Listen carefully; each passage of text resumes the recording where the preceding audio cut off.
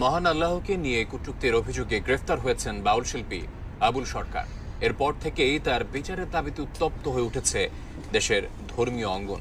পরিস্থিতি উত্তপ্ত হওয়ায় বাউল সম্প্রদায় ও তাওহিদি জনতার মধ্যে সংঘর্ষের ঘটনাও ঘটেছে, যা এখন দেশজুড়ে আলোচনার কেন্দ্রবিন্দুতে। কিন্তু মহান আল্লাহ রাব্বুল আলামিন সম্পর্কে কি বলেছিলেন আবুল সরকার, বিস্তারিত জানাচ্ছেন আরিফ হাসান।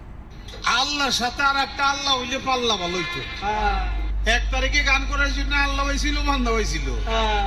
এদিনে আল্লাহর সাথে দেখাও, এটা হয়ে বিধি করে দিছে। 4 নভেম্বর মানিকগঞ্জের ঘিওর উপজেলার জাবরা এলাকায় এক পালাগানের আসরে সঙ্গীত পরিবেশন করেন বাউল শিল্পী আবুল সরকার। ওই পালাগানের আসরে সৃষ্টিকর্তা মহান আল্লাহ রাব্বুল আলামিনের বর্ণনা দিতে গিয়ে বিকৃতভাবে উপস্থাপনের অভিযোগ ওঠে বাউল আবুল সরকারের বিরুদ্ধে। মহান আল্লাহ সৃষ্টি